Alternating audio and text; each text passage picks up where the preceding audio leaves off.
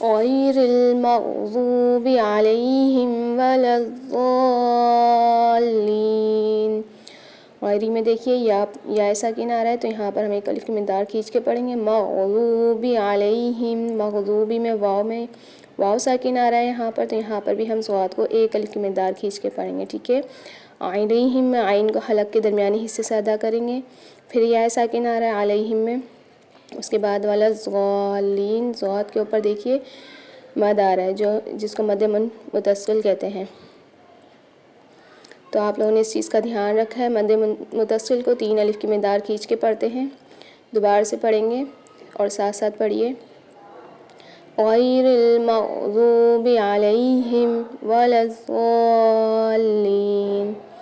غیر المغضوب علیہم ولا الضالین۔ اب اس کا ترجمہ پڑھیں گے، غیری نہ، المغضوبی ان کا جو غضب کیا گیا، علیہم جن پر، اور لا نہ، الضالین ان کا جو گمراہ ہیں۔ تفسیر کریں گے، غیر المغضوب علیہم ولا الضالین، قرآن پاک میں المغضوب علیہم یہود کو کہا گیا ہے، چنانچہ اس کا تذکرہ کرتے ہوئے فرمایا، وَضُرِبَتْ عَلَيْهِمُ الذِّلَّةُ وَالْمَسْكَنَةُ وَبَاءُوا بِغَضَبٍ مِّنَ اللَّهِ، اور ان پر ذلت اور محتاجی مسلط کر دی گئی اور وہ اللہ کی طرف سے بھاری غضب لے کر لوٹے، اور فرمایا فَبَاءُوا بِغَضَبٍ عَلَىٰ غَضَبٍ، پس وہ غضب پر غضب لے کر لوٹے، اور فرمایا قُلْ هَلْ أُنَبِّئُكُم بِشَرٍّ مِّن ذَٰلِكَ مَثُوبَةً عِندَ اللَّهِ مَن لَّعَنَهُ اللَّهُ وَغَضِبَ عَلَيْهِ وَجَعَلَ مِنْهُمُ الْقِرَدَةَ وَالْخَنَازِيرَ وَعَبَدَ الطَّاغُوتِ أُولَٰئِكَ شَرٌّ مَّكَانًا وَأَضَلُّ عَن سَوَاءِ السَّبِيلِ۔ کہہ دیں کہ میں تمہیں اللہ کے نزدیک جزا کے اعتبار سے اس سے زیادہ برے لوگ بتاؤں، وہ جن پر اللہ نے لعنت کی اور جن پر وہ غصہ ہوا، اور جن میں سے اس نے بندر اور خنزیر بنا دیے، اور جنہوں نے طاغوت کی عبادت کی، یہ لوگ درجے میں سب سے برے اور سیدھے راستے سے زیادہ بھٹکے ہوئے ہیں۔ اور الضالین نصارہ کو کہا گیا ہے، فرمایا وَلَا تَتَّبِعُوا أَهْوَاءَ قَوْمٍ قَدْ ضَلُّوا مِن قَبْلُ وَأَضَلُّوا كَثِيرًا وَضَلُّوا عَن سَوَاءِ السَّبِيلِ، اور اس قوم کی خواہشوں کے پیچھے مت چلو جو اس سے پہلے گمراہ ہو چکے، اور انہوں نے بہت سو کو گمراہ کیا اور وہ سیدھے راستے سے بھٹک گئے۔ اس آیت سے پہلے مسلسل نصارہ کا ذکر آ رہا ہے، رسول اللہ صلی اللہ علیہ وسلم نے بھی المغضوب علیہم اور الضالین کی یہی تفسیر فرمائی۔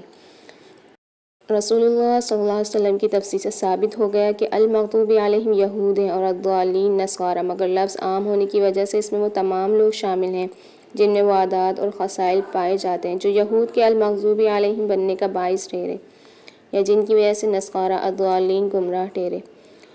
مثلا جیسے یہود پر غضب نازل ہونے کے اسباب جو اللہ پاک نے شمار فرمائے ہیں، اختصار کے ساتھ یہ ہیں، اللہ کی کتاب میں تحریف، اللہ کی آیات کو چھپانا، اللہ کی حدود مثلا نجم ہاتھ کاٹنے کو معطل کرنا، اللہ پر جھوٹ باندھنا، اپنے پاس سے مسائل بیان کر کے انہیں اللہ کا حکم قرار دے دینا، نبی صلی اللہ علیہ وسلم پر حسد کی وجہ سے ایمان نہ لانا اور باہمی ضد کی وجہ سے 72 فرقوں میں بٹ جانا۔ مختصراً اگر تم چاہو کہ یہود کا نمونہ دیکھو تو ان علماء سوء کو دیکھ لو جو دنیا طلب کر رہے ہیں اور پہلے لوگوں کی تقلید کے عادی ہو چکے ہیں، جنہوں نے کتاب و سنت کی صریح آیات اور احادیث سے منہ موڑ لیا ہے اور کسی عالم کے تکلف اور اس کے تشدد اور اس کے استحسان کو مضبوطی سے پکڑ لیا ہے، تو انہوں نے معصوم پیغمبر صلی اللہ علیہ وسلم کے کلام سے منہ موڑ لیا اور من گھڑت احادیث اور فاسد تعویلات سے چمٹ گئے جو ان کی ہلاکت کا باعث بن گئیں۔ اور نصارہ کی گمراہی کا اسباب یہ تھے کہ مسیح علیہ السلام کے بارے میں غلون کو عین خدا یا 3 میں سے ایک خدا کہنا، مریم علیہ السلام کو 3 میں سے ایک خدا کہنا، مسیح علیہ السلام، مریم علیہ السلام اور صلیب کی پوجا کرنا،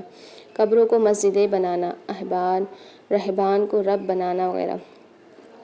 اگر چاہو کہ اس گروہ کا نمونہ دیکھو تو بزرگ اولیاء کی آج کل کی اولاد کو دیکھ لو کہ اپنے باپ دادا کے متعلق کیا گمان رکھتے ہیں، تم انہیں پاؤ گے کہ وہ ان کی بزرگی بیان کرتے ہیں، جتنا مبالغہ ہو سکے کرتے ہیں، اور عنقریب وہ لوگ جان لیں گے جنہوں نے ظلم کیا کہ وہ لوٹنے کی کون سی جگہ لوٹ کر جائیں گے۔ غیر المغضوب علیہم ولا الضالین کا ترجمہ عام طور پر کیا جاتا ہے نہ راستہ ان لوگوں کا جن پر غضب ہو اور نہ گمراہوں کا، مگر حقیقت یہ ہے کہ غیر المغضوب علیہم میں لفظ غیری پچھلی آیات میں ہے، الذین انعمت علیہم سے بدل یا اس کی صفت ہے، یعنی الذین انعمت علیہم اور غیر المغضوب علیہم ولا الضالین دونوں ایک ہی لوگ ہیں، اس لیے ترجمہ یہ ہوگا ہمیں سیدھے راستے پر چلا، ان لوگوں کے راستے پر جن پر تو نے انعام کیا، جس پر نہ غصہ کیا گیا اور نہ وہ گمراہ ہیں۔ یہاں ایک سوال ہے کہ کیا صراط الذین انعمت علیہم کافی نہ تھا؟ پھر اس کے بعد غیر المغضوب علیہم ولا الضالین لانے میں کیا حکمت ہے؟ جواب اس کا یہ ہے کہ اللہ پاک کا انعام تو اس کی ہر مخلوق پر بے شمار ہے۔ کم از کم اسے پیدا کرنا، اس زندگی کی ہر ضرورت پوری کرنا ہی بہت بڑی نعمت ہے۔ اس لیے یہ تعلیم دی کہ ان لوگوں کے راستے پر چلنے کی دعا کرو جن پر اللہ نے انعام کیا، مگر وہ غضب کا نشانہ نہیں بنے، نہ ہی وہ گمراہ ہیں۔ ایسے لوگ وہ 4 گروہ ہیں جن کا میں پہلے ذکر کر چکی ہوں۔ صراط الذین انعمت علیہم میں انعام کی نسبت اللہ پاک کی طرف کی ہے، جبکہ غضب اور ضلال کی نسبت اللہ پاک کی طرف نہیں کی۔ اس میں اللہ پاک کے ادب کی تعلیم ہے کہ اگرچہ خیر اور شر دونوں کا خالق وہ ہے، مگر شر کی نسبت اس کی طرف نہیں کی جاتی، کیونکہ اس کا ہر فعل خیر ہی خیر ہے۔ حذیفہ بن یمان رضی اللہ عنہما کی تفسیر میں رسول اللہ صلی اللہ علیہ وسلم سے روایت کرتے ہیں کہ قیامت کے دن جب سب لوگ ایک میدان میں کھڑے ہوں گے تو رسول اللہ صلی اللہ علیہ وسلم اللہ پاک کو پکاریں گے، یا اللہ میں بار بار حاضر ہوں، بار بار حاضر ہوں، خیر تیرے ہاتھوں میں ہے اور شر تیری طرف نہیں ہے۔ سورہ کہف میں خضر علیہ السلام نے موسیٰ علیہ السلام کو کشتی توڑنے اور دوسرے 2 واقعات کی اصل حقیقت بیان کرتے وقت اللہ پاک کے اس ادب کے خاص خیال رکھا ہے۔ سورہ کہف کی تفسیر: سورہ فاتحہ پڑھنے کے بعد آمین کہنی چاہیے۔ اس کے معنی اے اللہ قبول فرما، یہ ایسے ہی کر دے ہے۔ یہ لفظ قرآن پاک کا حصہ نہیں، اس کی دلیل یہ ہے کہ اسے قرآن پاک کے ساتھ نہیں لکھا گیا۔ امام کے غیر المغضوب علیہم ولا الضالین کہنے پر امام اور مقتدی دونوں کو آمین کہنی چاہیے۔ مقتدی کو امام کی آمین کے ساتھ آمین کہنی چاہیے۔ اس کے متعلق بہت ساری احادیث درج کی جاتی ہیں، جن میں ابو ہریرہ رضی اللہ عنہ کی یہ حدیث بیان کر دیتی ہوں میں یہاں پر۔ رسول اللہ صلی اللہ علیہ وسلم نے فرمایا، جب امام غیر المغضوب علیہم ولا الضالین کہے تو تم آمین کہو، کیونکہ جس کا آمین کہنا فرشتوں کے کہنے کے موافق ہو گیا، اس کے پہلے گناہ معاف کر دیے جائیں گے۔ ابو ہریرہ رضی اللہ عنہ ہی سے روایت ہے کہ رسول اللہ صلی اللہ علیہ وسلم نے فرمایا، جب امام آمین کہے تو تم آمین کہو، کیونکہ اس کا آمین کہنا فرشتوں کے آمین کہنے کے موافق ہو گیا، اس کے پہلے گناہ معاف کر دیے جائیں گے۔